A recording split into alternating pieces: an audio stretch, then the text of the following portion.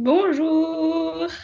Bonjour. Est-ce que vous nous voyez bien? Alors, il y en a qui ont des problèmes techniques, mais peut-être avant, on va commencer par se présenter et un petit peu introduire ce qu'on va faire ensemble. Donc, bienvenue à tous, vous êtes très nombreux, nous sommes 102 en ce moment sur ce direct et c'est super. On espère qu'on va passer un bon moment tous ensemble. Juste pour une petite introduction, on vous présente Confine ta science. C'est la programmation de l'ESPGG, l'Espace des sciences Pierre-Gilles de Gênes à Paris, qui se transforme en direct de confinement et on espère que vous allez passer des bons moments. Il y a déjà eu un rendez-vous lundi à 16h30. Vous pouvez avoir accès à la vidéo replay qui est juste sur le même lien ici. Donc, si après ça vous dit de voir ce qui s'est passé lundi, c'était sur les réseaux de neurones, n'hésitez pas. Et on a d'autres rendez-vous à venir. Donc, si vous avez eu l'info via la newsletter, via Facebook, continuez à nous suivre. Vous aurez les infos des prochains rendez-vous de Confine ta science. Pour ce qui est de nous, donc moi je suis Clémentine et ma collègue c'est Moi, Pania. c'est Pania. Je suis Voilà. contente d'être avec vous. Voilà, donc on est toutes les deux là et c'est nous que vous voyez et que vous entendez, mais il faut que vous sachiez qu'on n'est pas toutes seules, toutes les deux à être sur ce direct. Donc à la technique, il y a Arnaud qui gère un petit peu tout ce qui va être écran, son, etc. Donc vous ne l'entendrez pas, mais il est un élément clé de ce direct.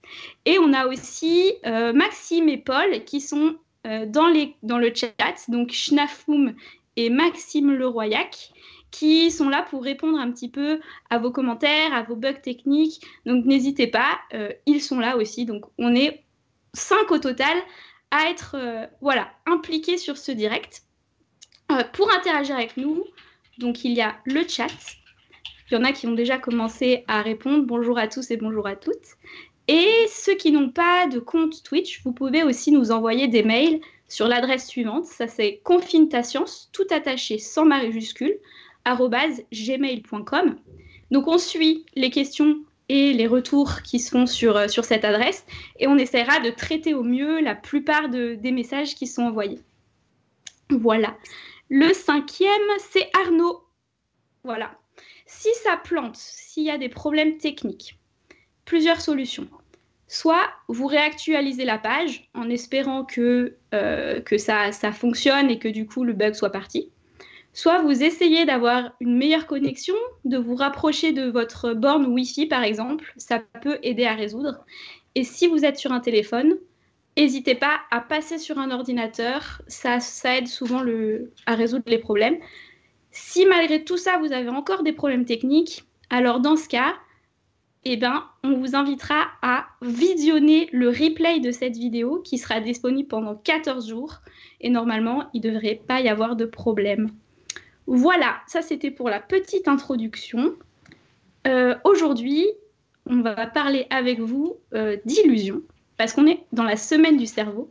On essaye de rattraper un petit peu la programmation qui a été annulée la semaine dernière à cause du confinement. Et donc, voyons ce qui se passe au niveau de notre cerveau quand on regarde une illusion, quand on voit une illusion. Et on vous invite un petit peu à répondre à cette question au premier lieu. Pour vous, c'est quoi une illusion? On voit qu'il y a plein de choses qui se passent dans le chat, on va essayer de répondre. Et du coup, n'hésitez pas à répondre à cette question. C'est quoi une illusion pour vous? On va attendre qu'il y ait des réponses. Voilà, des réponses. N'hésitez pas à nous raconter si vous avez déjà vu une illusion, comment c'était, c'est quoi votre impression et pour vous, qu'est-ce que c'est une illusion? On va attendre, on voit que là, il y a peut-être des personnes qui essayent d'écrire rapidement sur le chat. On va attendre. En tout cas, ça s'est calmé, donc j'imagine que vous êtes nombreux et nombreuses en train d'essayer d'écrire ce que c'est. Alors, une première réponse de Viselx, c'est une image que notre cerveau n'arrive pas à comprendre. Ok. Et moi, je lis la suite, quelque chose qui ne bouge pas, mais on a l'impression que ça bouge. Par exemple, ok. Quelque chose que l'on voit et qui n'est pas réel, de AG92, super. Quelque chose que l'on croit voir mais qui n'existe pas. Encore, on a toujours la même chose, c'est quelque chose qu'on voit et on croit que ça bouge, alors que non, c'est innovant. Alors, quand notre cerveau pense qu'il y a quelque chose qu'on croit voir mais qui n'est pas vrai, de Isabelle Perge.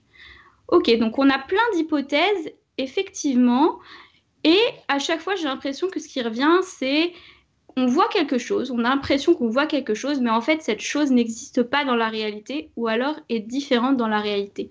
Est-ce un tour de magie comme nous le suppose Marco Polo 030311? Ou c'est comme une hallucination. Peut-être. En tout cas, sachez que effectivement, généralement, on dit qu'une illusion, c'est quand on perçoit quelque chose. Donc, généralement, le tour de magie. Est-ce que les tours de magie sont connus? C'est vrai que on va en parler peut-être un peu plus tard, mais les tours de magie utilisent parfois les illusions pour essayer de tromper notre cerveau. Mais une illusion, c'est effectivement souvent ça. Quand il y a un conflit entre la réalité, la chose telle qu'elle est, et la manière dont on la perçoit. Est-ce qu'à votre avis, une illusion, c'est seulement là où vous avez fait souvent appel à des choses que l'on voit, mais est-ce qu'il y a des illusions qui trompent peut-être d'autres de nos sens, pas seulement les choses que l'on voit? Est-ce qu'il y en a qui ont des idées, des hypothèses?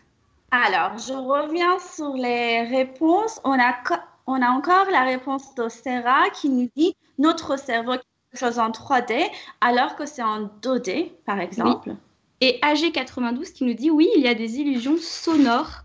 Effectivement, donc vous avez plusieurs réponses qui vous disent oui. Donc effectivement, les illusions, c'est pas seulement ce qui est différent entre ce que l'on voit et la réalité, mais il y a aussi des illusions qui font appel à ce que nos oreilles n'entendent, aussi ce que l'on goûte. Il y en a qui me disent le goût, l'artigue. Donc les illusions, c'est nos 5 sens qui sont touchés. Alors nous, on va pas aujourd'hui parler de tous les types d'illusions qu'on connaît. Effectivement, les illusions gustatives, les illusions olfactives, tous les sens sont touchés. Nous, on va se concentrer sur les illusions visuelles. Comment nos yeux et notre cerveau interagissent ensemble, sont parfois trompés pour nous tromper. Et on vous propose de passer à la première activité de cette animation. Ouais. On vous propose de passer à la première activité d'animation. Normalement, si vous avez reçu le mail pour répondre à votre inscription, on vous a demandé de préparer du petit matériel chez vous. Donc, tout simple. Ce dont vous allez avoir besoin pour cette illusion, c'est d'utiliser une feuille de papier. Ça marche avec du brouillon, il n'y a pas de souci. Donc, ce que vous allez faire avec cette feuille de papier, si vous avez besoin d'aller la chercher, alors courez, allez-y vite. Et sinon, alors, ce que vous allez faire, c'est tout simplement rouler cette feuille de papier, en faire un tube.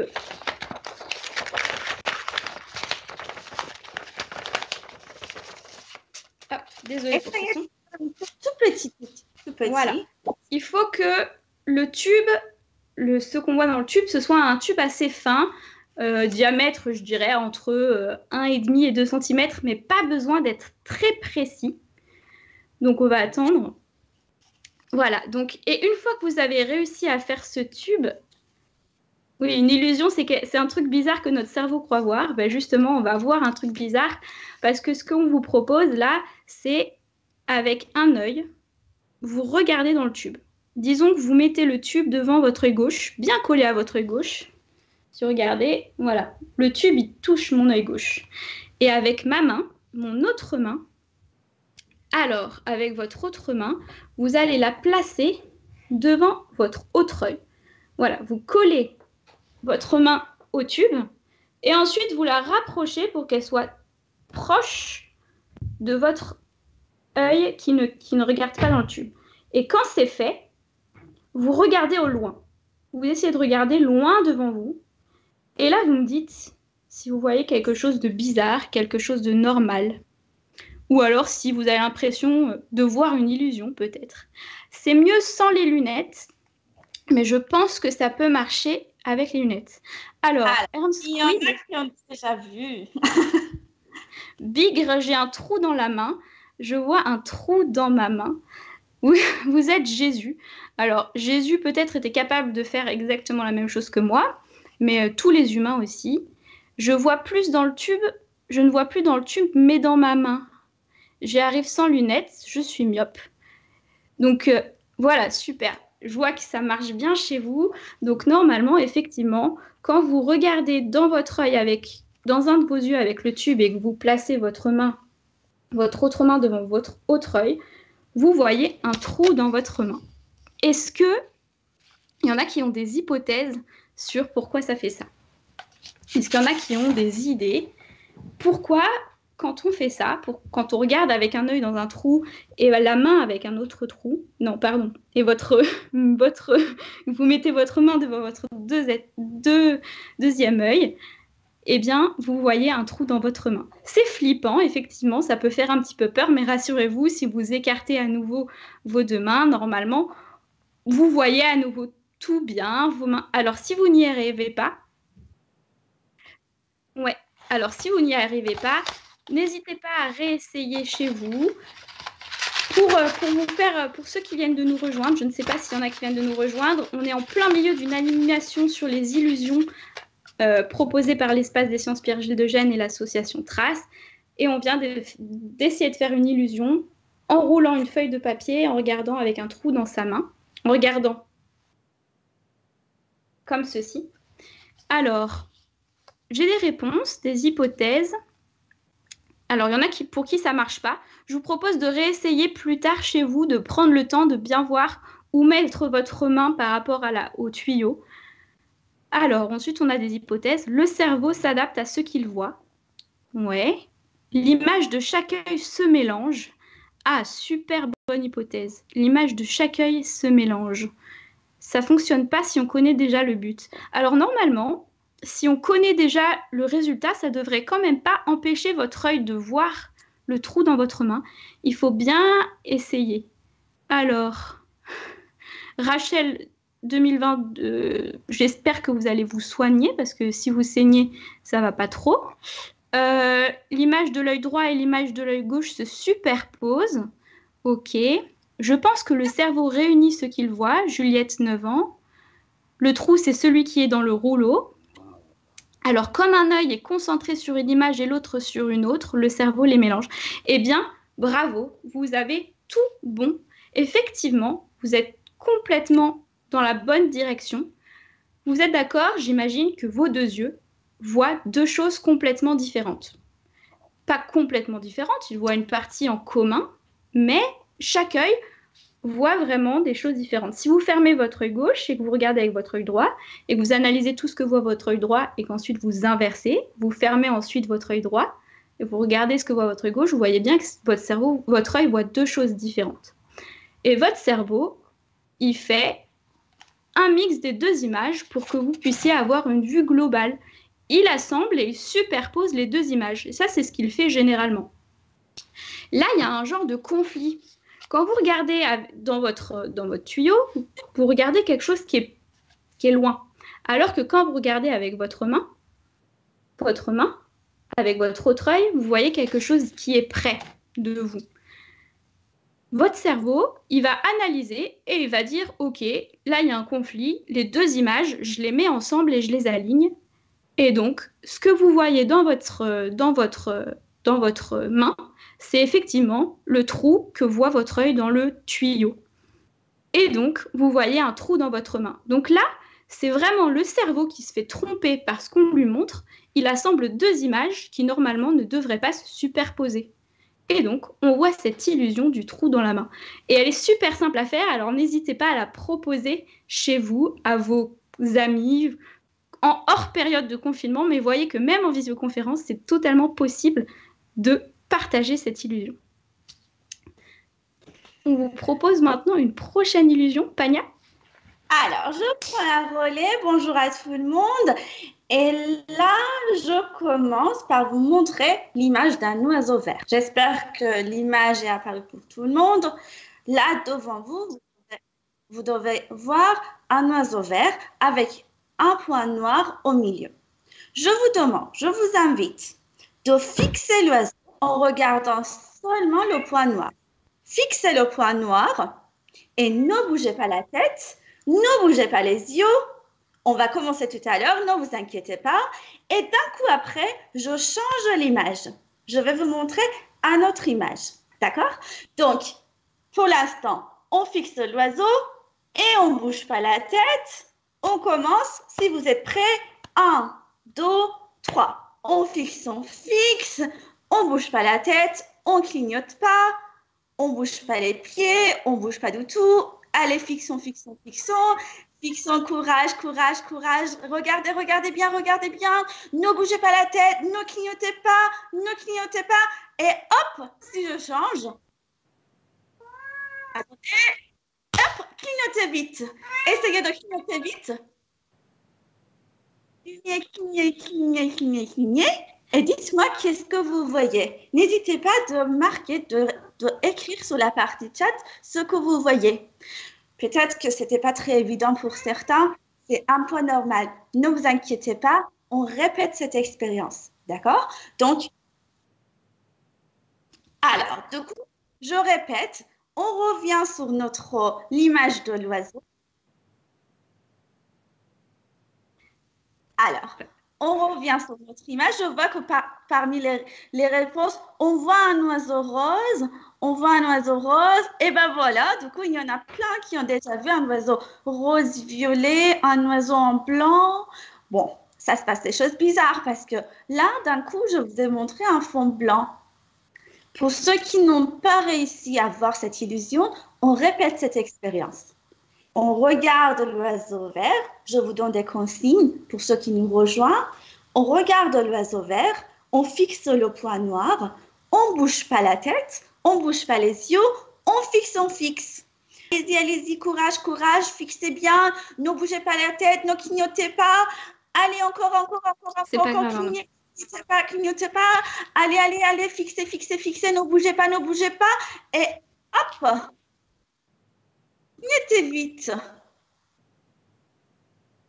Alors, j'espère que tout le monde a vu cette illusion qui est vraiment impressionnante. C'est vrai que là, devant nous, nous avons un fond blanc et on voit apparaître un petit moment un oiseau un peu rose, un peu violet. C'est tout bizarre parce que quand on regarde bien, quand le temps passe, on voit qu'il n'y a rien sur le fond. C'est tout blanc. Est-ce que quelqu'un peut nous expliquer qu'est-ce qui se passe? On voit la forme de l'oiseau en rose. En effet, on voit un oiseau rose qui se déplace un petit peu.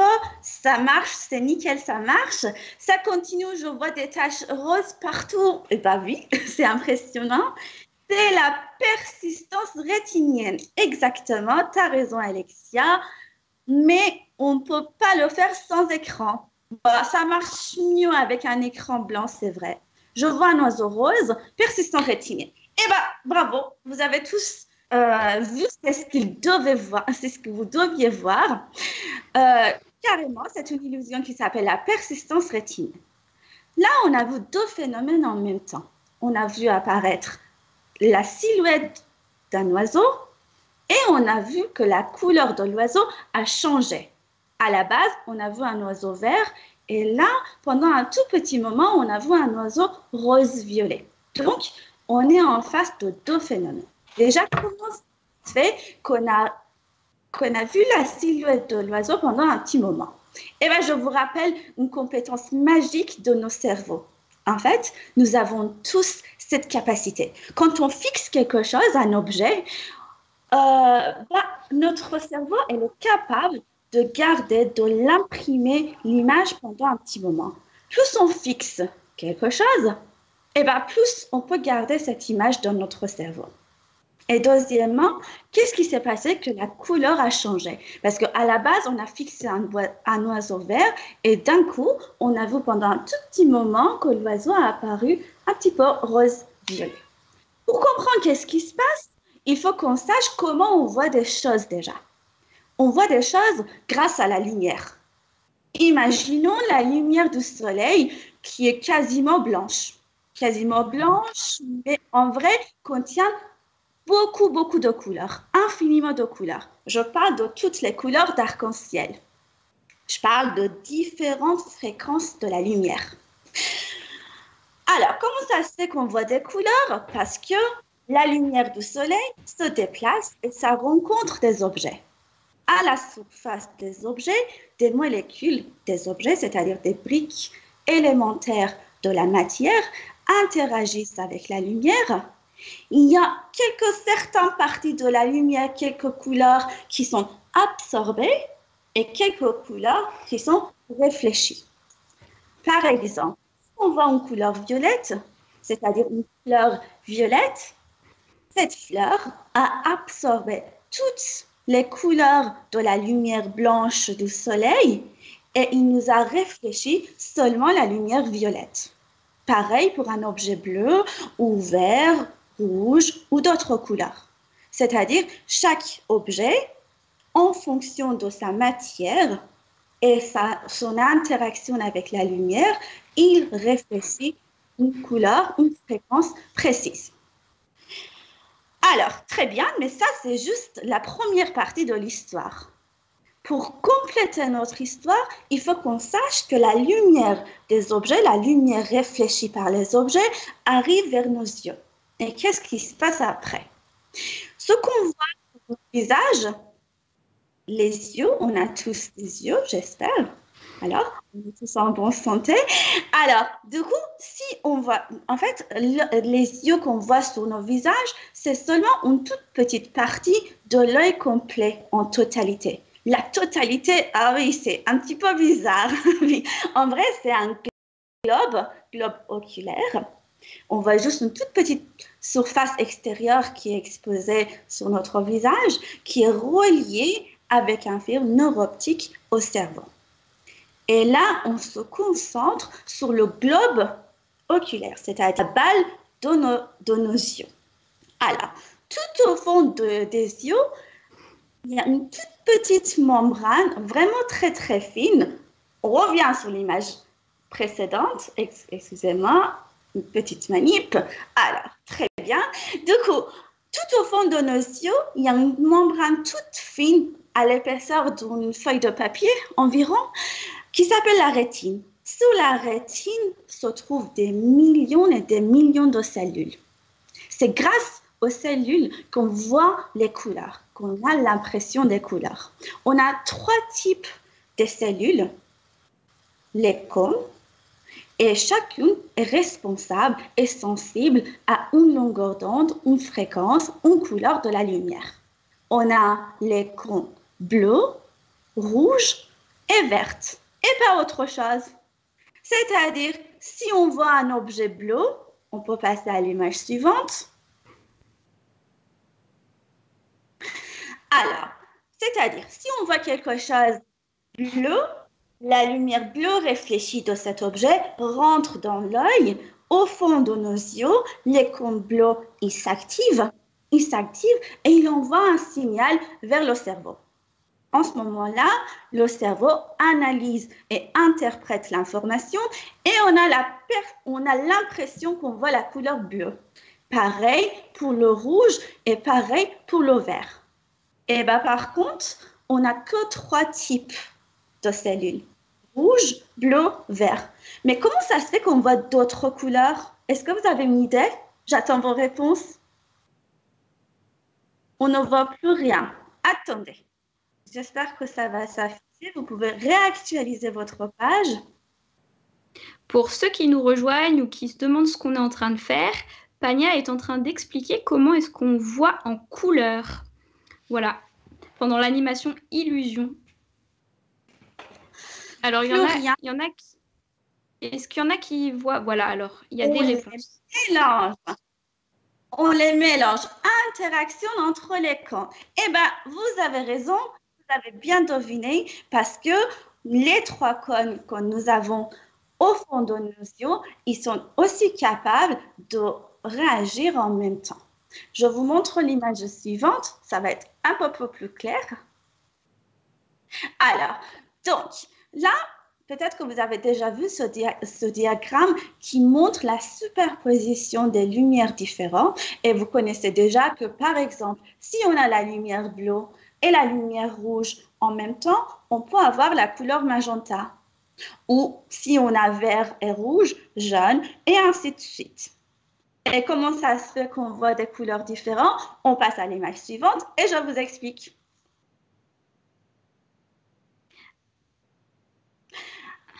Alors, imaginons qu'on voit quelque chose qui nous paraît jaune. Cet objet, il peut nous envoyer la lumière rouge et la lumière verte en même temps et avec la même intensité, c'est-à-dire la même quantité. C'est comme dans un opéra, deux chanteurs chantent en même temps. On entend les deux pareils.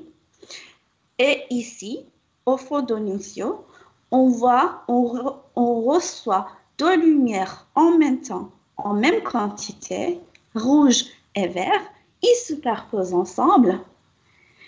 Et les deux cellules responsables, sensibles à ces fréquences, c'est-à-dire les cônes vertes et rouges, ils s'activent et ils envoient un signal en même temps au cerveau et on a l'impression qu'on voit le jaune.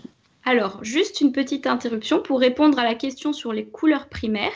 Effectivement, les couleurs primaires en peinture sont le rouge, le bleu et le jaune, et quand on les mélange, sont capables de donner toutes les autres couleurs.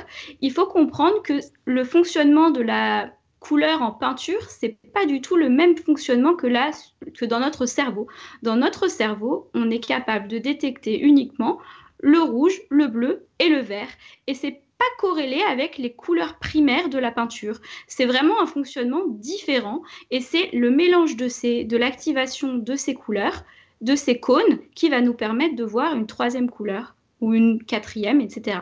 Pour le noir, le noir, c'est tout simplement le fait que il n'y a pas de lumière qui arrive à notre œil.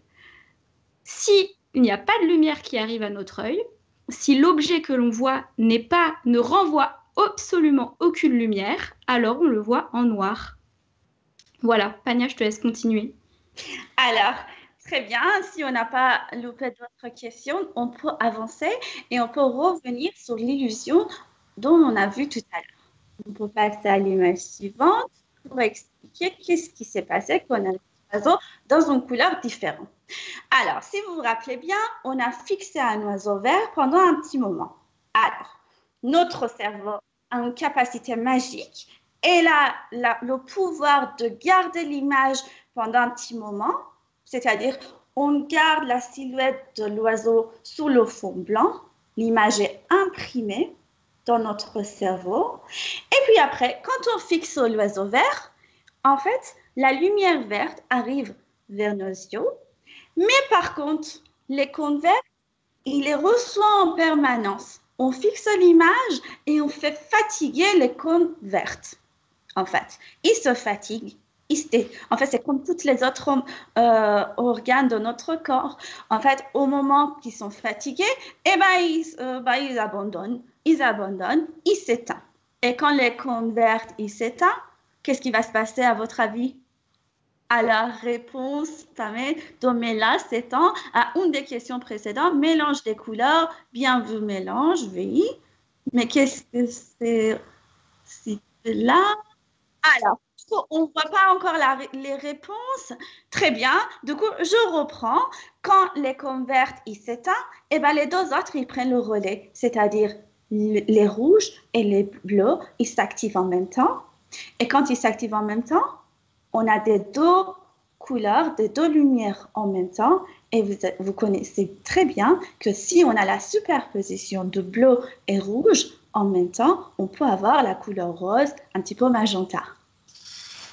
Bravo, très bien. On a essayé de répondre à cette question. On peut passer à l'illusion suivante? Ouais, et juste, en fait, du coup, on va passer à l'image suivante. Ce qu'on voit, c'est à chaque fois qu'on fixe très longtemps quelque chose, les cônes de la couleur qu'on voit sont fatigués et les autres cônes prennent le relais et donc on va voir la couleur opposée, la couleur complémentaire sur ce diagramme. Donc complètement la couleur opposée. C'est pour ça que le vert, vous le voyez en rose. On peut rester là. Et ce qu'on va faire maintenant, c'est qu'on va essayer de reproduire le même type d'illusion qu'avec l'oiseau, mais sur une autre image. Donc tout à l'heure, là, on est toujours sur l'animation illusion proposée par le SPGG. Tout à l'heure, on avait un oiseau qu'on a vu. Là, ce qu'on vous propose, c'est de regarder ce paysage qui a des couleurs un petit peu bizarres, mais comme tout à l'heure, on va fixer pendant longtemps le point noir qui est au milieu de l'image. Donc, c'est le même principe. On va fixer, fixer, fixer, fixer. Je vous laisse y aller. On y va. À partir de maintenant, on commence à fixer. Donc, comme tout à l'heure, on ne cligne plus des yeux. On essaye de fixer sans bouger de manière la plus immobile possible. Voilà, donc on continue, on fixe, allez-y. Alors, j'en ai qui répondent au chat, ça veut dire que vous n'êtes pas en train de fixer. Donc, on continue à fixer, allez-y, je vous laisse. Et là, maintenant, on a bien fixé, on va changer la diapositive et on continue à fixer le point noir au milieu de la nouvelle image qui apparaît. On continue à fixer et vous allez me dire ce que vous voyez en regardant ce point noir. Maintenant que vous avez regardé ce point noir, vous pouvez regarder ailleurs. Enlevez votre tête de l'écran et revenez voir l'image et dites-moi ce qui a changé. Est-ce qu'il y en a qui ont vu quelque chose d'étrange au moment où l'image a changé? Alors, là, c'est noir et blanc, effectivement. Ernst Quid, vous me voyez en noir et blanc.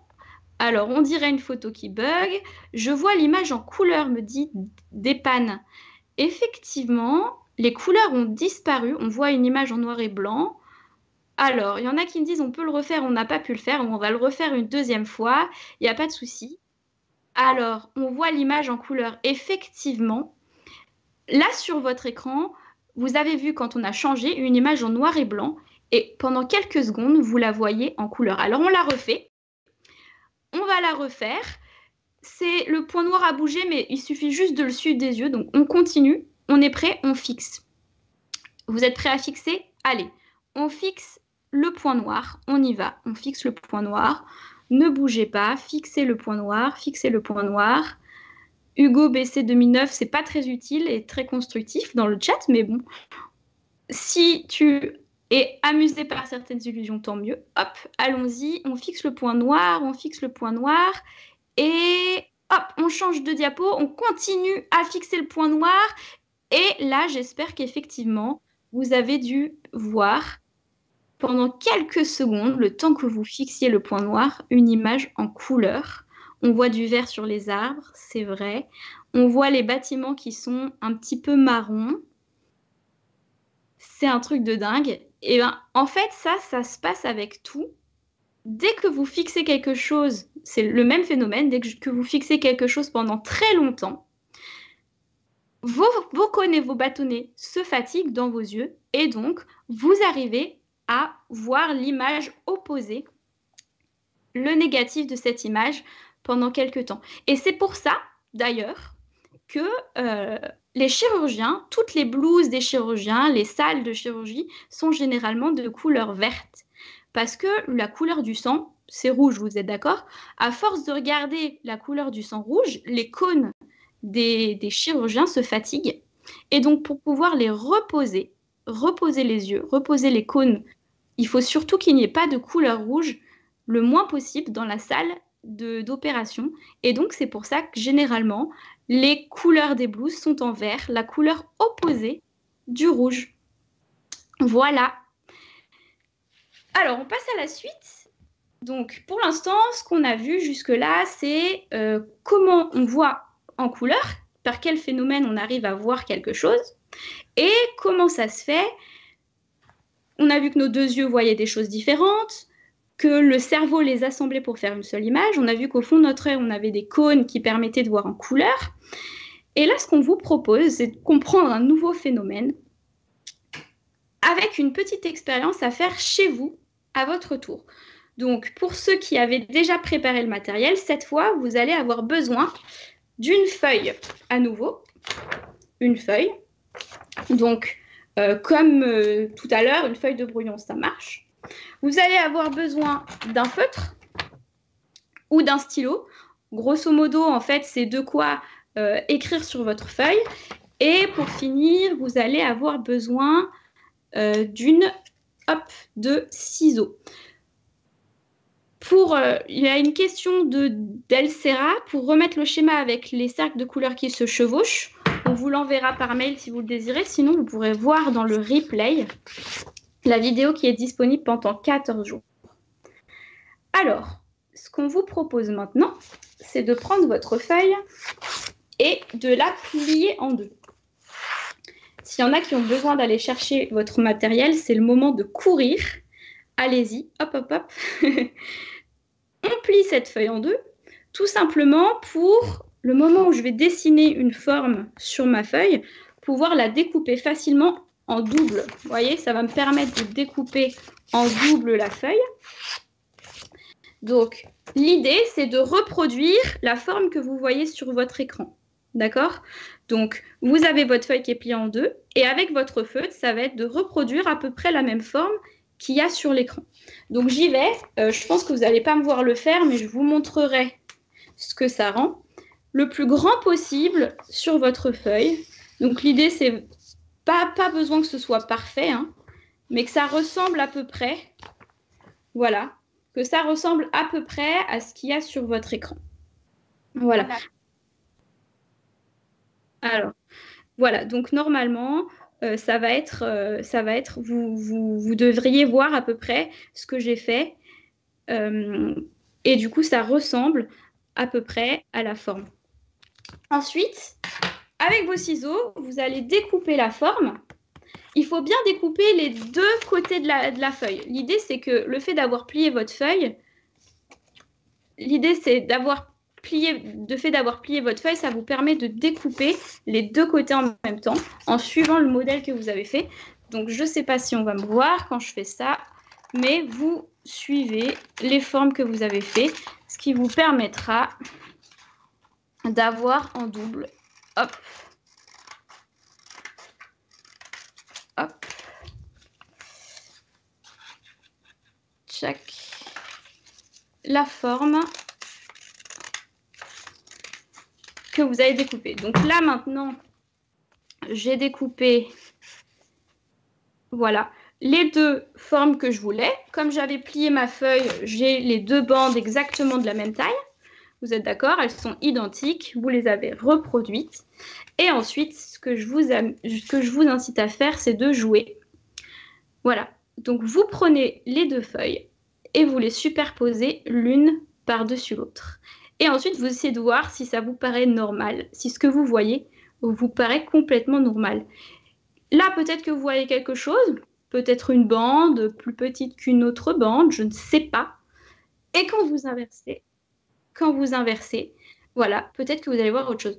Donc, normalement, vous venez d'arriver sur, si vous arrivez maintenant sur l'animation illusion, on est en train d'essayer de fabriquer chacun chez soi une illusion avec deux bandes de papier que normalement on a conçues et coupées de manière complètement identique. Et quand on superpose les deux bandes et qu'on inverse, en fait, on se rend compte qu'il y a quelque chose de bizarre. Alors, une des bandes est plus grande que l'autre. Alors, c'est laquelle qui est plus grande que l'autre? Celle du bas est plus grande que celle du haut. Alors, il y en a qui me disent normal. Ça vous paraît complètement normal? Alors, on a l'impression que l'une des deux est plus grande que l'autre.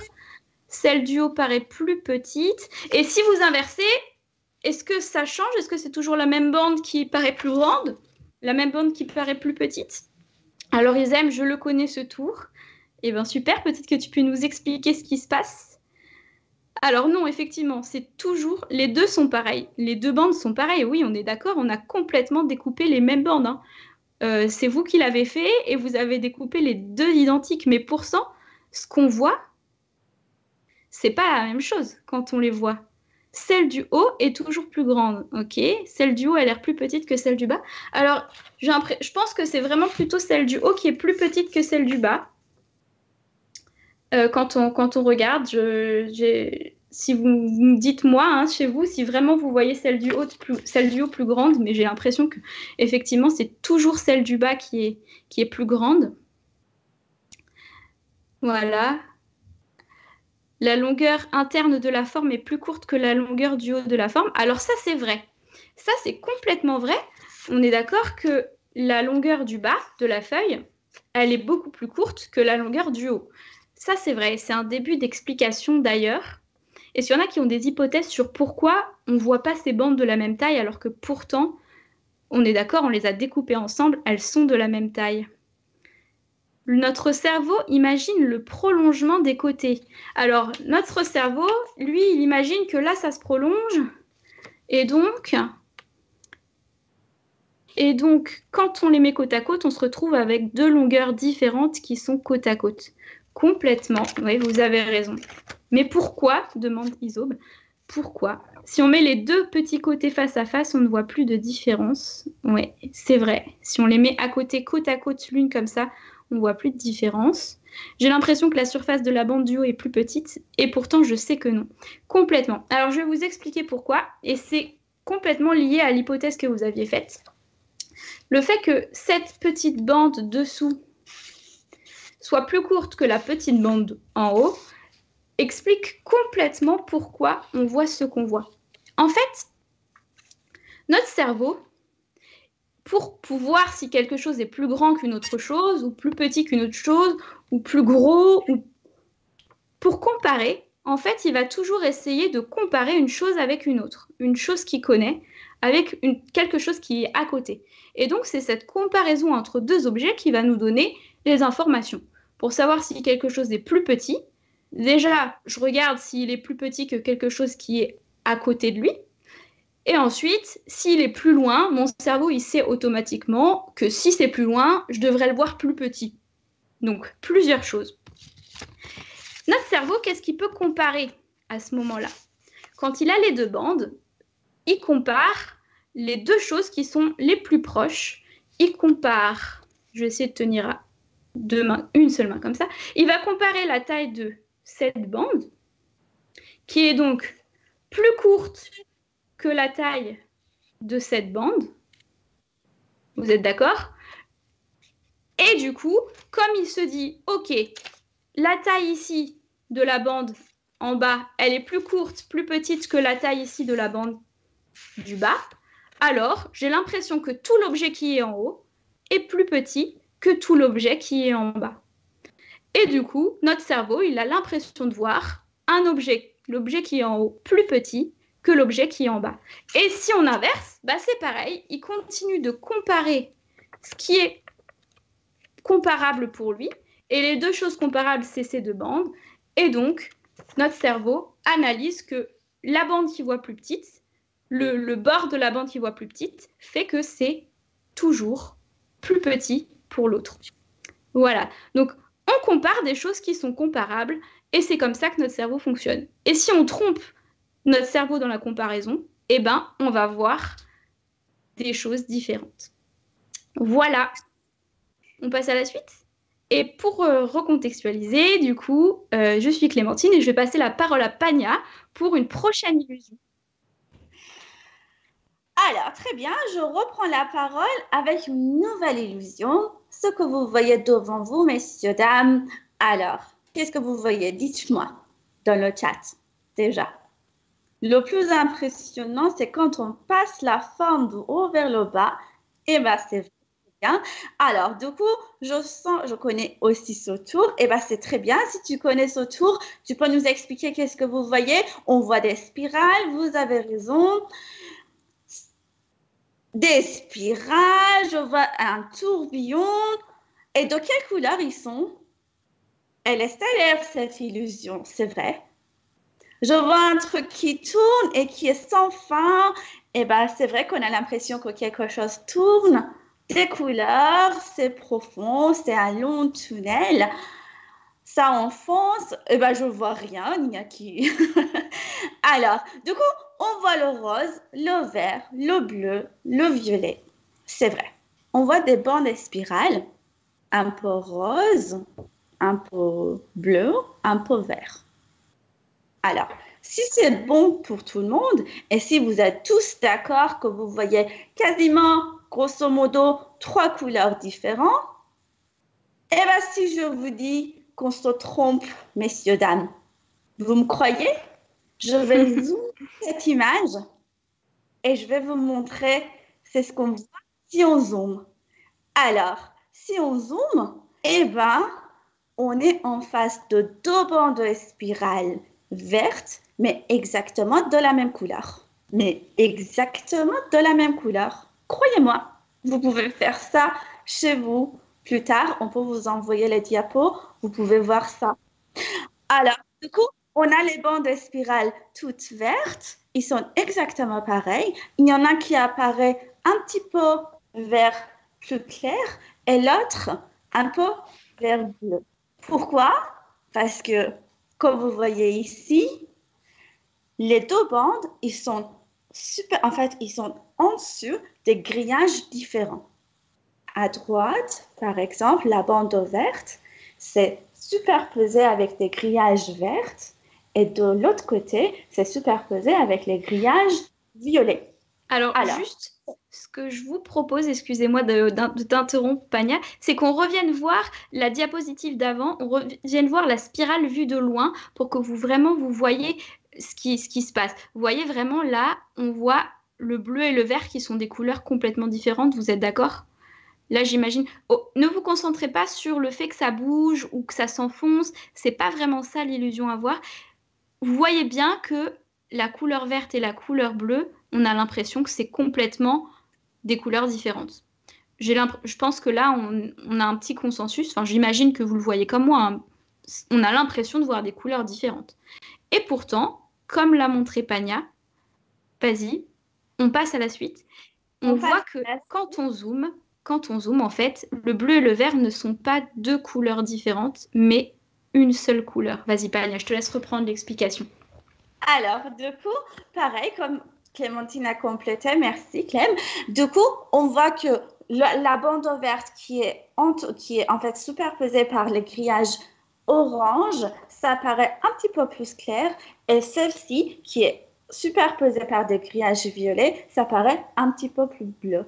Parce que notre cerveau, il voit les couleurs par rapport à la contexte, par rapport à l'environnement, c'est-à-dire les couleurs qui sont autour.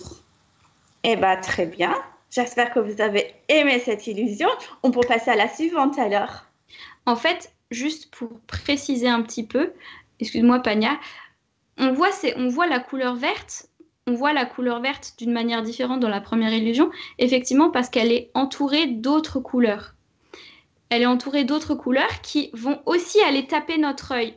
Et en fait, vous vous rappelez l'histoire des cônes et des bâtonnets tout à l'heure. Dès qu'on avait les cônes et les bâtonnets, dès que plusieurs lumières touchaient nos cônes et nos bâtonnets, ça nous faisait voir des couleurs différentes. Ça s'additionnait à l'intérieur de notre cerveau. Et bien là, c'est pareil. Au lieu de voir juste la bande verte, on va voir la couleur verte qui vient de la spirale avec la couleur orange et ça va se mélanger dans notre cerveau. Et donc, on va voir des couleurs différentes. Alors, je ne sais pas trop ce qui se passe dans les commentaires. Bon, bah, je vous propose qu'on passe à la suite et voilà, on va passer à la prochaine illusion. Est-ce que pour cette illusion, c'est important que ce soit des spirales? Non, pas forcément besoin que ce soit des spirales. Ça marche aussi avec d'autres types de formes. En fait, dès que deux couleurs sont souvent en quadrillage et sont très proches l'une de l'autre, les couleurs se mélangent dans notre cerveau et on va voir un petit peu l'addition des couleurs qu'on voit. Alors, c'est quoi ces gens? Bah, ça tombe bien, on va faire la prochaine illusion. Alors, on est toujours dans l'animation illusion proposée par l'ESPGG pour Confine ta science. On a vu plein de choses, comment fonctionne notre cerveau, comment on voit en couleur, pas comment fonctionne notre cerveau, mais comment notre cerveau voit les choses, comment on voit la couleur, la persistance rétinienne. Et ce qu'on vous propose là maintenant, c'est une petite vidéo toute simple. Vous voyez devant vous, il y a une image avec trois personnes qui ont un t-shirt blanc et 3 personnes qui ont un t-shirt noir. D'accord? Il y a 2 équipes donc. Et là, ce qu'on va vous demander, c'est d'être hyper attentif et de vous concentrer. Concentrez-vous uniquement sur l'équipe qui a un t-shirt blanc pour compter de manière très précise le nombre de passes que se font les personnes qui ont un t-shirt blanc. D'accord? Donc, quand Arnaud va lancer la vidéo, il va simplement falloir faire une chose, c'est regarder le ballon de l'équipe blanche pour compter le nombre de passes que se fait l'équipe blanche. OK? Et bien, quand vous êtes prêts, oui, là, il y a 6 personnes. Quand vous êtes prêts, on va lancer la vidéo Et dès que la vidéo se lance, je compte sur vous pour ne pas interagir dans le chat et du coup, compter les passes que se font l'équipe blanche. On y va.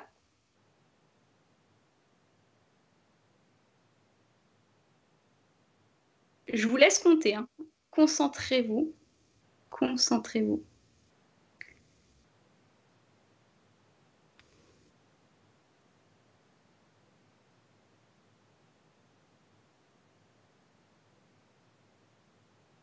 Pour compter attentivement le nombre de passes que se font l'équipe blanche. On reste concentré sur l'équipe blanche. Alors c'est dur, mais si vous écrivez dans le chat, ça vous déconcentre, je pense. Alors, il y en a qui commencent à me donner leurs réponses. Alors, il y en a 16 passes, 16 passes, 16 passes. Bon, bah, super, j'ai l'impression que vous avez super bien compté. Ah, les rideaux changent de couleur. Ok, le rideau change de couleur, vous l'aviez tous vu? Le fond a changé de couleur, 18 passes et un gorille. Non, mais un gorille et le fond changent de couleur, mais qui dit ça? Non, mais tout le monde a vu le gorille? Un gorille qui passe. Je ne vous crois pas du tout, vous avez vraiment vu un gorille passer et un fond changer de couleur? Non, j'avais pas vu. Alors, qui n'a pas vu, pendant qu'il se concentrait pour compter, qui n'a pas vu le gorille? Je suis sûre qu'il y en a qui n'ont pas vu le gorille. Ok, donc oui, effectivement, il y en a qui n'ont pas vu le gorille. Alors, ce que je vous propose, c'est... Ok, non, alors du coup, ce que je vous propose, c'est qu'on repasse la vidéo et cette fois, sans se concentrer sur les gens qui se font des passes, d'accord? On repasse la vidéo et on ne se concentre pas sur les gens qui se font des passes. On va juste regarder d'un point de vue plus extérieur ce qui se passe pendant la vidéo. Oui, chez nous, il y en a une qui n'a pas vu le gorille. En fait, c'est tout à fait logique que vous n'ayez pas vu le gorille si vous vous concentriez vraiment sur les passes qui sont en train de se faire. Donc là, tout est bien, tout se passe tranquillement. Il y a les deux équipes. Toutes les femmes qui sont sur l'écran sont en train de se faire des passes avec le ballon. Et là, voilà, bah, le gorille arrive. Le gorille fait son petit truc de gorille en se tapant la poitrine. Et regardez, vous avez vu, je ne sais pas si vous avez vu le fond, le rideau. Le rideau est de quelle couleur maintenant? Le rideau est devenu jaune-orange, alors qu'il était complètement rouge au début. Est-ce qu'il y en a qui peuvent m'expliquer ou qui ont une hypothèse sur pourquoi, quand vous vous concentriez pour compter le nombre de passes, il y en a qui n'ont absolument pas vu le gorille et il y en a qui n'ont absolument pas vu que le rideau changeait de couleur. Est-ce qu'il y en a qui ont une hypothèse pour expliquer ça? Alors, il y en a qui n'ont pas vu le rideau changer de couleur. On peut remettre la vidéo, pour voilà, la vidéo est partie. Donc là, vous allez le voir tout simplement. Là, il y a juste pour ceux qui n'ont pas vu. Hein. Mais du coup, est-ce qu'il y en a qui ont des hypothèses pour expliquer ce qui se passe, pour expliquer que la plupart d'entre vous, en tout cas certains d'entre vous, il y en a qui connaissaient, donc ils ne se sont pas laissés avoir. Alors, il y en a qui pensent que parce que le gorille était noir. Alors, parce que le gorille était noir, il était ultra concentré sur les passes et ils y ont vu que du feu. Ok. J'ai vu le gorille, mais pas les rideaux lors de la première diffusion trop concentrée. Je pense que c'est parce qu'on se concentrait sur ce qui était blanc. Ok. Pour la couleur, c'est pas grave, hein, c'est jaune-orangé, on va pas polémiquer là-dessus. Le rideau est faux, oui, bon, ça n'explique pas forcément. Mais effectivement, l'hypothèse, c'était que on était ultra concentré sur les passes et on n'y a vu que du feu. Bah, c'est complètement vrai. En fait, notre cerveau, il n'est pas capable de se concentrer sur des milliards de choses en même temps. Les cônes rouges sont fatigués. Alors là, c'est pas vraiment une histoire de couleur en fait. Ça aurait fait exactement la même chose si je vous avais demandé de vous concentrer sur les passes de l'équipe noire. Si on avait compté les passes de l'équipe noire, ça aurait fait exactement la même chose. Là, en fait, notre cerveau, tout simplement, il reçoit énormément d'informations à la fois qui arrivent par nos yeux. D'accord? Notre cerveau, il reçoit plein d'informations. Il reçoit les informations des ballons des deux équipes qui se passent, de ce qui bouge, du gorille qui arrive, mais quand il est concentré sur une tâche, il ignore ce qu'il se passe et sur lesquels il n'a pas besoin de se concentrer. Le moment où vous êtes concentré visuellement sur une tâche, mais très concentré, le cerveau est en train d'analyser ce qu'il voit et se concentre là-dessus. Et il n'analyse pas ce qu'il voit, mais sur lequel il n'a pas besoin de se concentrer. On appelle ça l'attention sélective. Et c'est plutôt une bonne nouvelle d'avoir ce genre de capacité, parce que imaginez-vous quand vous conduisez, vous avez envie d'être concentré sur la route, on est d'accord? Vous avez envie de bien voir ce qui se passe devant vous, ce qui se passe dans vos rétros, et que votre cerveau, il ne traite que cette information-là, et pas toutes les autres informations un petit peu parasites qui viennent et qui vous embêtent, et qui pourraient vous déconcentrer. Donc notre cerveau, en fait, quand il a une tâche à faire, il se concentre sur cette tâche, et le reste, il ne le voit pas. Par contre, dès qu'on lui demande d'arrêter de se concentrer sur cette tâche, par exemple, la deuxième fois que vous avez regardé la vidéo ou la troisième fois, et que vous avez pris du recul sans vraiment vous concentrer de manière précise sur une action, et bien dans ce cas-là, on a pris du recul et on a pu analyser les informations dans la globalité. Donc, soit le cerveau, il peut analyser les informations dans sa globalité, mais dans ce cas-là, il est plus capable de faire une tâche très précise comme compter le nombre de passes, ou alors, il est capable de se compter très précisément, de se concentrer sur une tâche très précise, mais plus de voir la globalité. Et donc, en utilisant ces deux fonctionnalités, eh ben, on peut faire plein de choses complètement différentes.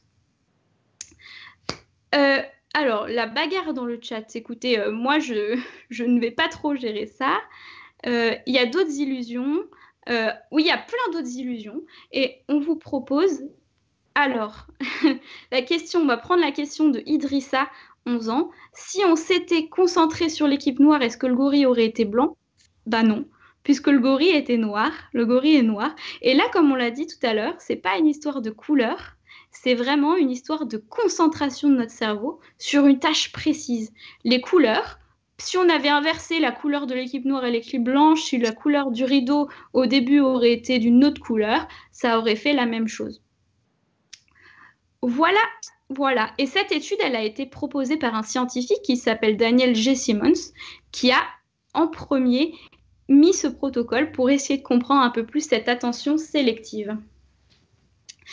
Je vais repasser la parole à Pania pour et comprendre un peu plus à quoi ça sert en vrai les illusions, à quoi ça peut servir.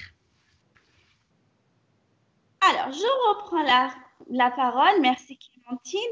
Et j'aimerais partager avec vous un article très intéressant et une vidéo très rigolote sur YouTube que vous pouvez regarder plus tard sur les araignées pans.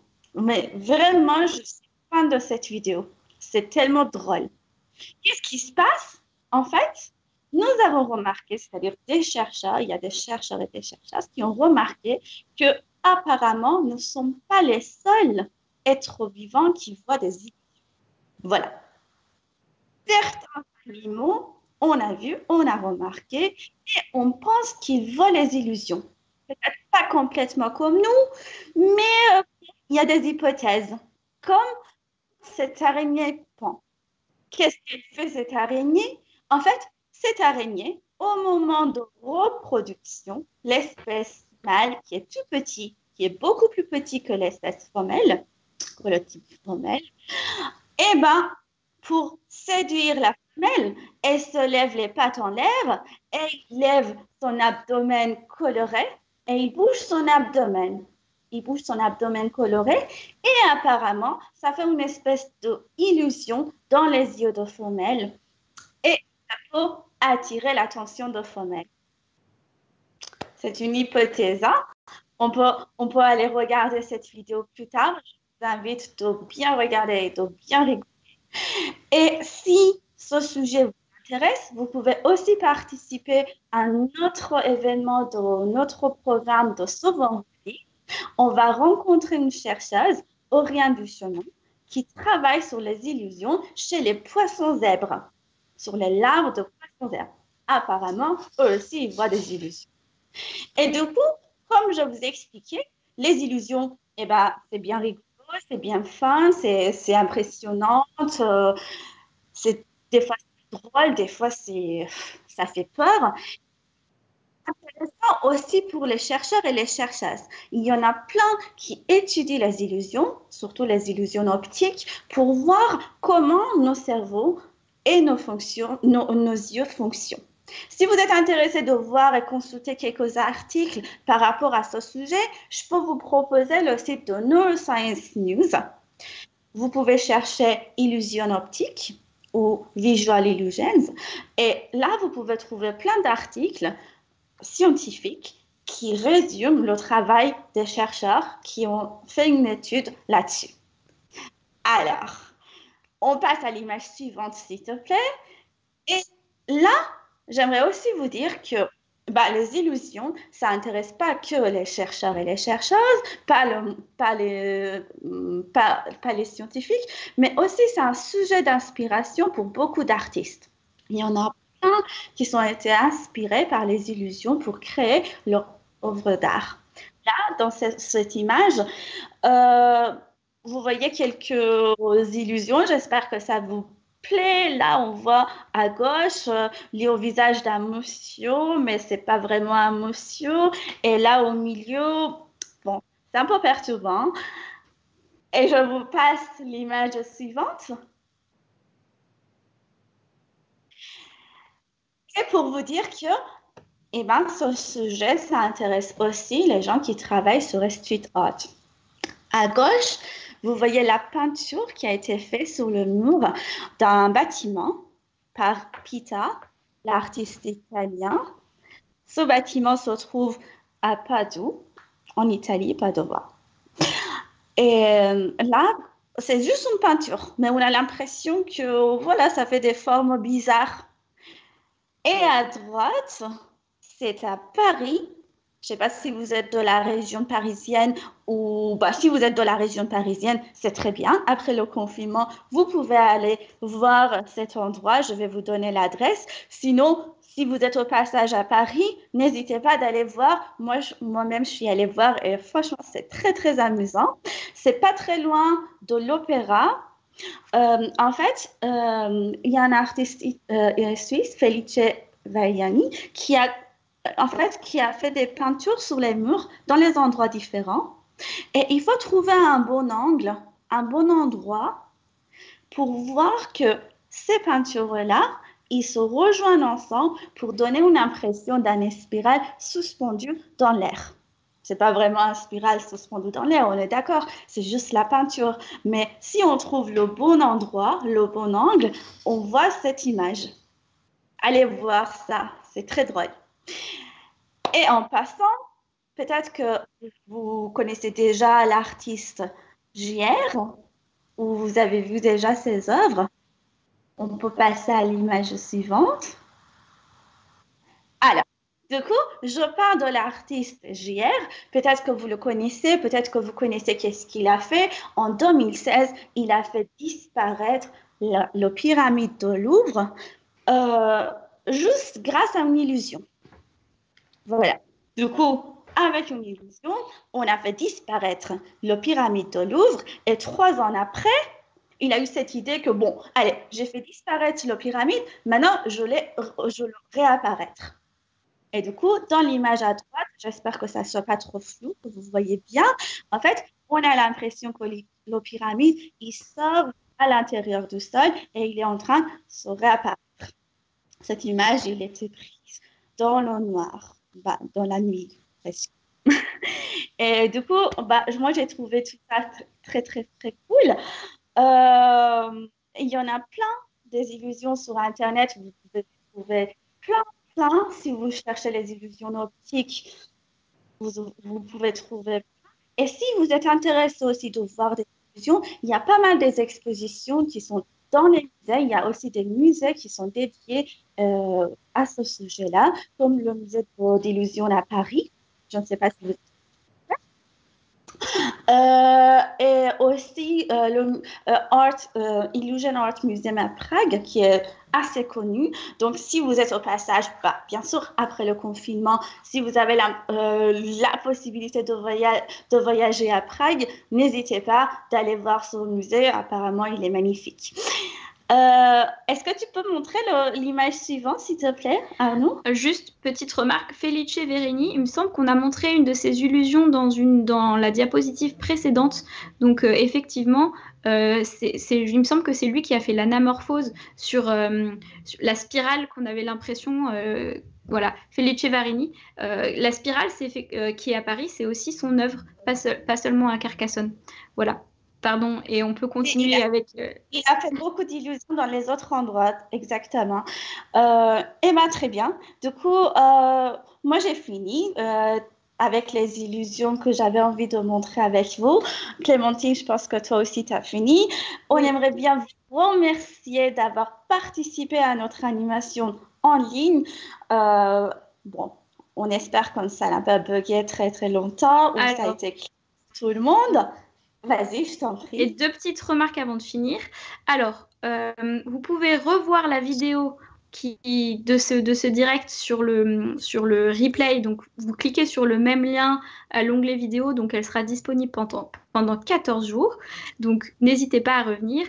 On va vous envoyer un mail pour vous demander vos retours. Ça nous paraît important parce que, comme vous avez dû le comprendre, on est chez nous, on teste. C'est la première fois qu'on fait ce genre de choses en direct, sur Internet. C'est pas forcément la manière dont on travaille habituellement, donc ça nous intéresse d'avoir vos retours.